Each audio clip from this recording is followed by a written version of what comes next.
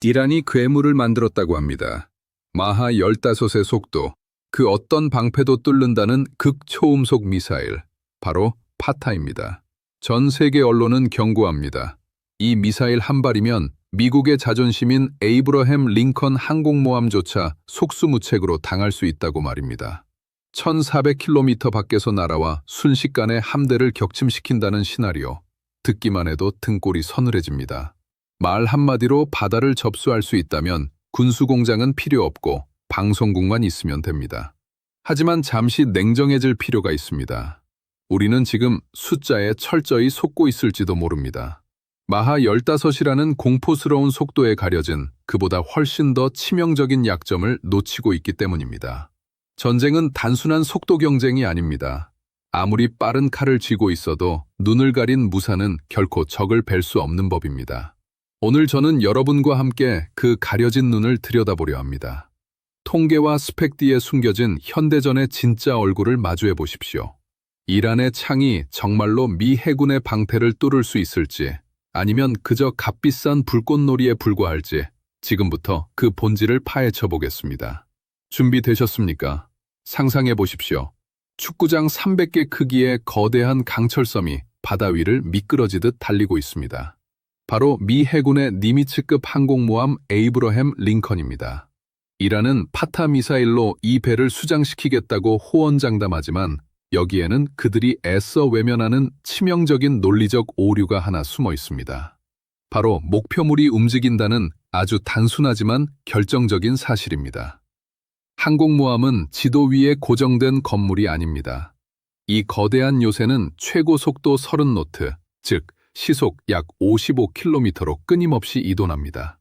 이게 무슨 의미일까요? 만약 이란 지휘부가 위성사진으로 항공모함을 발견하고 발사 명령을 내린 뒤 좌표를 입력하여 미사일이 도달하기까지 단 30분의 시간 지체만 발생해도 항공모함은 이미 원래 위치에서 30km 가까이 벗어나 있다는 뜻입니다.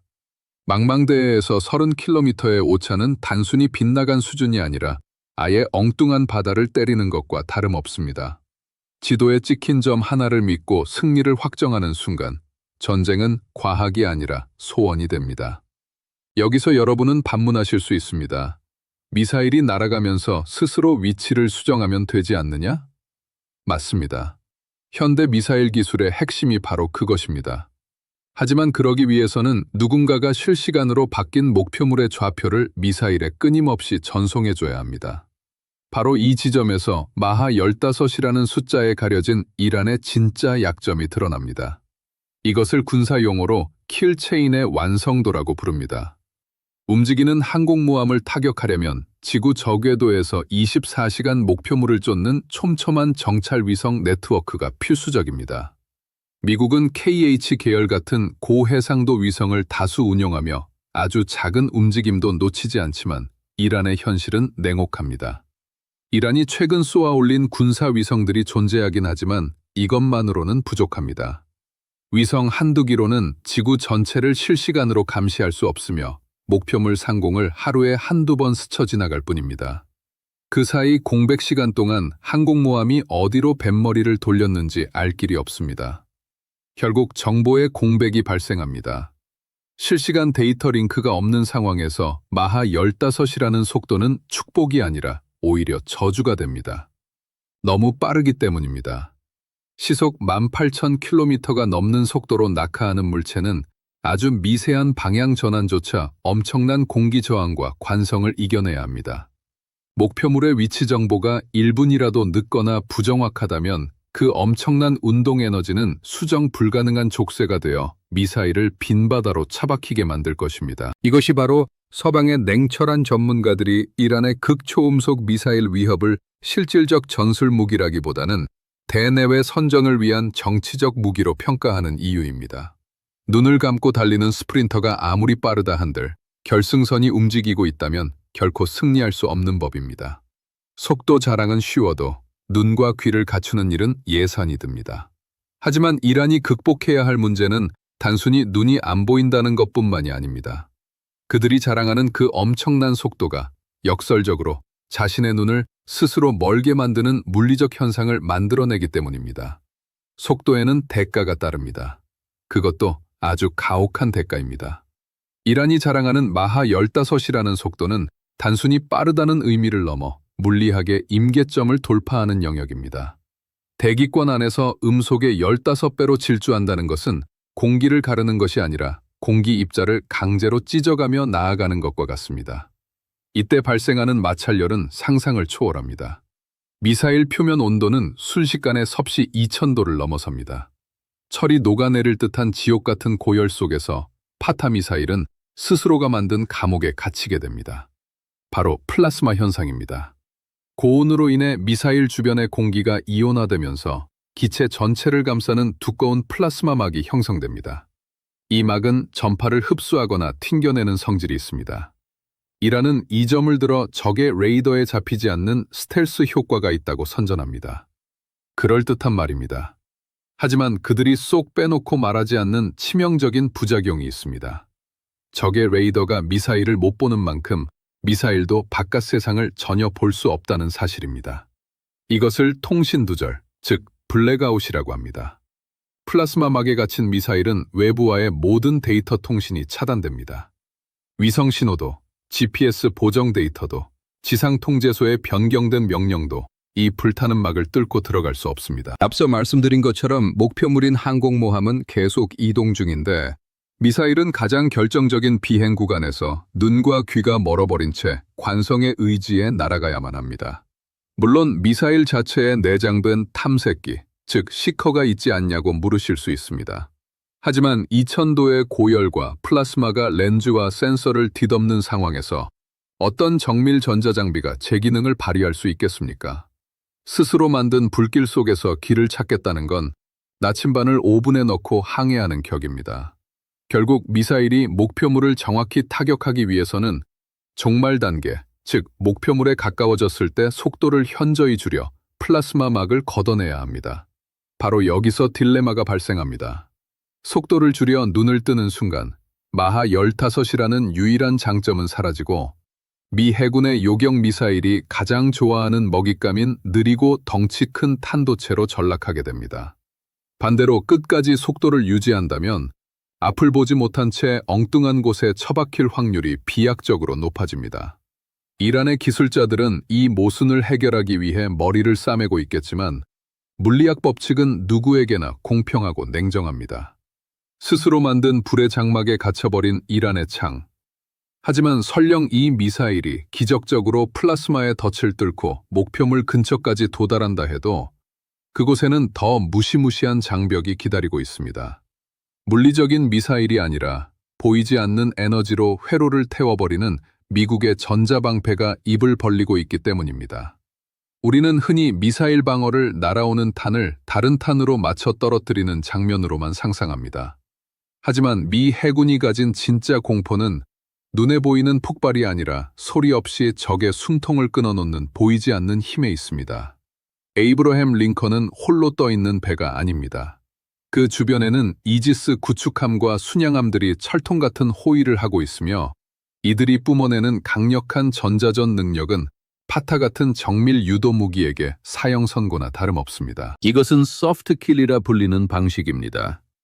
항공모함과 호위함들은 SLQ-30 계열로 불리는 고성능 전자전 체계를 운용합니다. 이 장비의 역할은 단순한 감청이 아닙니다. 적의 미사일이 다가오는 것이 감지되면 이 체계는 고출력 전파를 미사일을 향해 직접 쏘아보냅니다. 마치 강력한 빛으로 눈을 멀게 하는 것과 비슷한 원리입니다. 파타가 아무리 빠르다 한들 그 내부는 수많은 반도체와 센서, 그리고 자세 제어 장치로 이루어진 예민한 전자기계일 뿐입니다. 마하 15의 속도를 견디기 위해 아슬아슬한 균형을 유지하는 이 미사일의 전자회로에 강력한 교란 전파가 직격한다고 생각해 보십시오. 미사일의 두뇌인 유도장치는 순식간에 마비되고 섬세한 자이로스코프는 엉뚱한 신호를 보내기 시작합니다.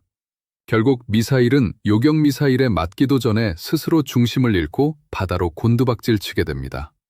이것이 바로 미국이 자랑하는 비운동 에너지 방어의 핵심입니다. 총알 한 방 쏘지 않고도 적의 최신형 미사일을 고철 덩어리로 만들어버리는 것입니다. 총알이 아깝다는 결심이 과학이 되면 상대는 이미 반쯤 진 셈입니다. 만약 이 전자방해를 뚫고 들어온다 해도 그 다음에는 하드킬 단계가 기다리고 있습니다. 수백 킬로미터 밖에서부터 적을 추적하는 이지스 레이더와 그에 연동된 SM-6 요격 미사일들이 벌떼처럼 날아올 것입니다. SM-6는 단순한 요격 미사일이 아니라 스스로 목표물을 찾아가는 또 하나의 지능형 무기입니다. 결국 이란이 에이브러햄 링컨을 타격하기 위해서는 이 다층적인 방어막을 뚫어야만 합니다. 먼저 자신의 위치를 노출시키지 않고 접근해야 하고 그 다음에는 강력한 전자전 방해를 이겨내야 하며 마지막으로는 빗발치는 요격 미사일들을 피해야 합니다. 이 모든 과정을 단 한 발의 미사일로 성공시킨다는 것은 수학적으로 불가능에 가깝습니다. 그렇다면 이란은 어떻게 해야 할까요? 그들이 선택할 수 있는 유일한 방법은 수십 발, 수백 발을 동시에 쏟아붓는 물량 공세뿐입니다. 하지만 여기서 우리는 과거의 데이터를 냉정하게 돌아볼 필요가 있습니다. 이론이 아닌 실전에서 이란의 미사일들은 과연 얼마나 효과적이었을까요? 2024년과 2025년 실제 전장에서 기록된 데이터는 이란의 선전과는 전혀 다른 이야기를 들려주고 있습니다. 백문이 불여일견이라 했습니다. 아무리 화려한 그래픽과 선동적인 구호로 무장해도 전장에서 떨어진 잔해만큼 솔직한 증거는 없습니다. 이란의 선전 매체들은 자신들의 창이 무적이라고 외치지만 지난 2년여의 실제 전투 기록을 펼쳐보면 전혀 다른 성적표가 나옵니다. 우리는 2024년 10월 1일과 2025년 6월에 있었던 대규모 충돌을 기억해야 합니다. 2024년 10월, 이란은 이스라엘을 향해 대규모 미사일 공습을 감행했습니다. 당시 그들은 파타를 포함한 최신 무기들이 이스라엘의 방공망을 유린했다고 주장했습니다. 하지만 날이 밝고 사막에서 발견된 것은 무엇이었습니까? 바로 요격된 잔해의 파편들이었습니다. 서방의 군사 전문가들이 수거된 잔해를 정밀 분석한 결과 이란이 자랑하던 극초음속 활공체의 핵심 부품들이 사실상 기존 탄도미사일을 개량한 수준에 불과하다는 정황들이 드러났습니다. 마하 15이라는 숫자는 시험 환경에서의 이론적 최대치였을 뿐 실전에서의 기동성은 요격을 따돌리기엔 턱없이 부족했습니다. 전장은 홍보 자료가 아니라 잔해가 성적표를 써줍니다. 그리고 운명의 2025년 6월, 이른바 열이틀 전쟁이 발발했습니다. 이란은 대규모 공세로 무려 150발이 넘는 탄도미사일과 100여 대의 드론을 동시에 쏟아부었습니다. 개전 초기, 이스라엘의 방공체계가 일부 뚫리는 충격적인 장면이 연출되기도 했습니다. 이란 국영방송은 이를 두고 방공망의 종말이라며 환호했습니다. 하지만 냉정하게 계산기를 두드려봐야 합니다. 150발을 쏴서 고작 몇 발이 목표 근처에 떨어졌다면 이것은 승리가 아니라 참담한 실패입니다. 정밀 타격이 아니라 눈을 감고 돌을 마구 던져 운 좋게 하나가 맞기를 바라는 확률 게임에 불과했기 때문입니다. 고정된 지상 목표물을 상대로도 이 정도의 낮은 명중률을 보였다면 바다 위에서 회피 기동을 하는 항공모함을 상대로는 어떨까요? 사실상 명중 확률은 제로에 수렴한다고 봐야 합니다. 더욱 치명적인 것은 몇 차례의 공격으로 이란의 미사일 재고가 바닥을 드러내기 시작했다는 점입니다. 수십 년간 비축해둔 미사일을 단 며칠 만에 소진했지만 전황을 뒤집을 만한 결정적 타격은 입히지 못했습니다. 반면 미국과 이스라엘의 방어체계는 학습하고 진화했습니다. 실전 데이터를 통해 이란 미사일의 궤적 패턴이 노출되었고 이는 곧바로 방어 알고리즘 업데이트로 이어졌습니다. 결국 지난 2년이 우리에게 주는 교훈은 명확합니다. 이란의 미사일은 무적의 암살자가 아니라 요격이 조금 까다로운 빠른 몽둥이일 뿐입니다. 몽둥이가 빠르다고 검이 되는 건 아닙니다. 하지만 이란에게는 기술적 한계보다 더 뼈아픈 현실적인 문제가 남아 있습니다. 바로 전쟁을 지속할 수 있는 돈과 생산 능력입니다. 이란이 자랑하는 가성비의 신화가 어떻게 무너지고 있는지 경제적 관점에서 그 내막을 들여다보겠습니다.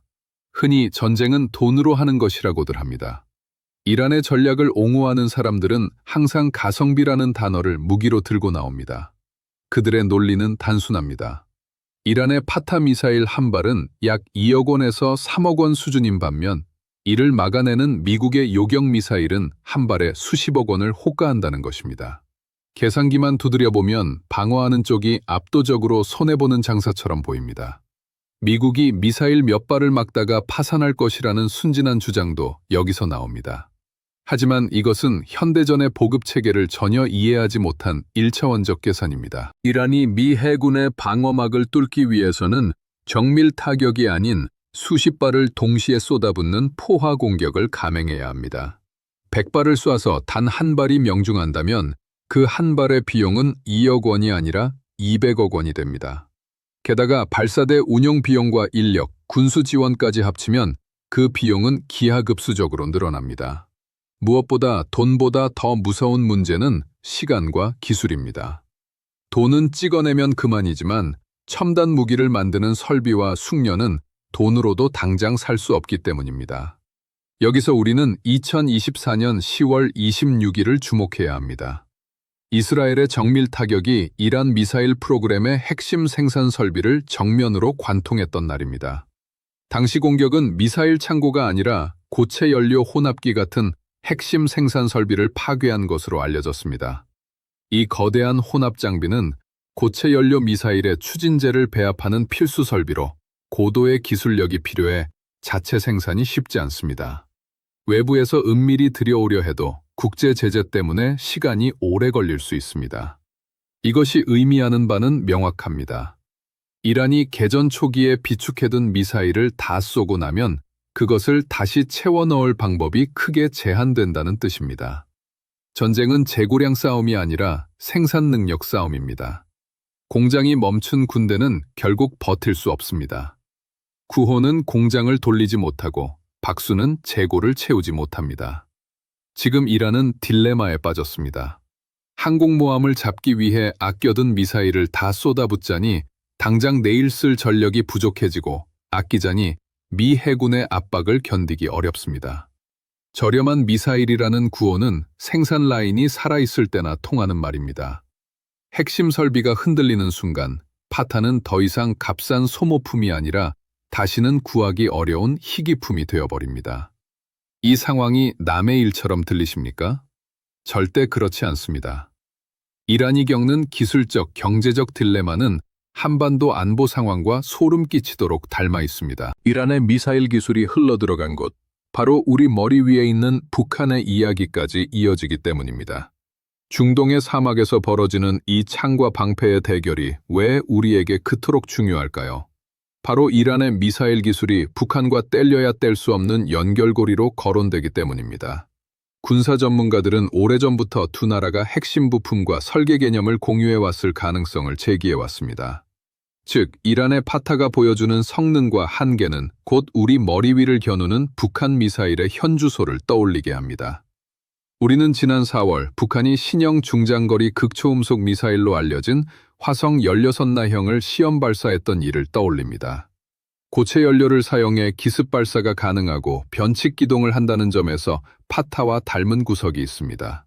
만약 이란의 기술이 실전에서 실패로 돌아간다면 우리에게는 다행스러운 신호가 될 수 있습니다. 반대로 그들이 미 항공모함 방어망을 조금이라도 뚫어낸다면 그것은 대한민국 안보에 심각한 경고등이 켜지는 순간이 될 것입니다. 한반도의 전장 환경은 중동보다 훨씬 가혹합니다. 중동에서는 거리가 멀어 대응 시간이 상대적으로 길 수 있지만 휴전선에서 수도권까지는 거리가 짧습니다. 극초음속 미사일이 발사되면 탐지하고 식별하기도 전에 머리 위에 떨어질 수 있습니다. 이것이 바로 우리 군이 방어만이 아니라 원점 타격 개념을 함께 강조하는 이유입니다. 우리가 자주 듣는 킬체인 개념이 여기서 다시 등장합니다. 날아온 뒤에 막는 것은 너무 늦을 수 있으니 발사 징후가 포착되는 즉시 발사 수단을 먼저 무력화하겠다는 전략입니다. 하지만 앞서 이란의 사례에서 보았듯 이동식 발사대는 숨고 움직이고 속입니다. 결국 승패는 누가 더 빨리 보고 누가 더 빨리 결심하느냐, 눈의 싸움으로 귀결됩니다. 다행스러운 점은 북한 역시 이란과 비슷한 약점을 안고 있다는 점입니다. 목표물을 실시간으로 추적할 정찰 자산이 충분치 않을 수 있기 때문입니다. 정찰 위성이 상공을 지나가더라도 24시간 감시 수준과는 거리가 있을 수 있습니다. 움직이는 이지스함을 정밀 타격하기에는 눈이 어두울 수 있습니다. 그러나 방심은 금물입니다. 정밀도가 떨어지는 무기라도 수백 발이 동시에 쏟아진다면 이야기는 달라집니다. 조준 사격이 어렵다면 산탄총처럼 흩뿌리는 전술을 쓸 수 있기 때문입니다. 우리가 진정으로 두려워해야 할 시나리오는 화려한 극초음속 미사일 한두 발이 아닙니다. 저가형 드론과 다수의 미사일이 하늘을 뒤덮어 레이더 화면을 하얗게 만드는 혼돈의 순간입니다. 화려한 한 발보다 값싼 수백 발이 더 현실적일 때가 있습니다. 사실 미 해군 제독들이 밤잠을 설치며 고민하는 진짜 공포도 따로 있습니다. 마하 15으로 날아오는 한 발의 슈퍼미사일이 아닙니다. 레이더 화면을 새까맣게 뒤덮으며 날아오는 저가형 드론과 미사일의 떼거지, 즉 포화 공격입니다. 아무리 뛰어난 이지스 체계라도 동시 교전 능력에는 물리적 한계가 존재합니다. 처리 가능한 목표물이 100개라면 101번째가 날아오는 순간 방어망은 틈을 보일 수 있습니다. 마치 최고급 소총을 든 저격수 한 명이 수백 명의 좀비 떼를 상대해야 하는 상황과 같습니다. 이란의 전략은 영리하고 잔인합니다. 그들은 가장 비싼 미사일부터 먼저 쓰지 않을 수 있습니다. 대신 오토바이 엔진을 달아 만든 저가형 자폭 드론을 먼저 띄웁니다. 윙윙거리는 소음을 내며 날아오는 느리고 조잡한 드론들은 미끼입니다. 고성능 레이더가 이 미끼들을 위협으로 인식하게 만들고 값비싼 요격수단을 낭비하도록 유도하는 것입니다. 미사일 발사관이 비어가는 순간 그때가 진짜 사냥이 시작되는 시간입니다. 방어 체계가 과부하로 흔들리는 틈을 타 탄도미사일과 순항미사일이 결정타를 노리며 접근합니다. 이것이 바로 비대칭 전력의 핵심입니다. 최첨단 기술로 무장한 거인을 쓰러뜨리는 방법은 더 좋은 기술이 아니라 거인이 감당할 수 없을 만큼 많은 돌팔매를 던지는 것입니다. 거인을 쓰러뜨리는 건 때로 주먹이 아니라 끊임없는 귀찮음입니다. 우리가 경계해야 할 것은 뉴스에 나오는 마하 15이라는 숫자 노름이 아닙니다. 눈에 보이지 않는 곳에서 조용히 대량 생산되는 저가형 무기들의 물량 공세, 그리고 그것이 만들어낼 체계 붕괴입니다. 과연 미국은 이 무식하고도 치명적인 전략을 막아낼 수 있을까요? 이제 모든 분석을 종합해 이란의 위협이 과장된 선전인지 실체적 공포인지 결론을 내려야 합니다. 긴 이야기를 정리해 보겠습니다. 이란의 파타 미사일이 미 해군의 에이브러햄 링컨을 격침시킬 수 있을까요? 제 결론은 단호합니다. 현재 이란이 가진 기술력과 인프라만으로는 불가능에 가깝습니다. 우리는 오늘 마하 15이라는 공포스러운 숫자의 껍질을 벗겨보았습니다. 그 안에는 움직이는 표적을 볼 수 없는 장님의 눈이 있었고 스스로의 통신을 차단하는 플라스마의 족쇄가 있었으며 무엇보다 보이지 않는 전자방패 앞에 무력해지는 취약한 전자회로가 있었습니다. 극초음속 미사일은 분명 위협적인 미래 기술이지만 그것을 완벽하게 운용하기 위한 체계가 없다면 그저 값비싼 불꽃놀이에 불과합니다. 전쟁은 단일 무기의 스펙으로 하는 것이 아니라 국가 전체의 시스템 역량으로 하는 것이기 때문입니다. 하지만 이것이 우리가 안심하고 두 다리 뻗고 자도 된다는 뜻은 아닙니다. 제가 진짜 경계하는 것은 과장된 신무기가 아니라 우리의 방심입니다. 미국은 무적이다. 우리 군은 완벽하다.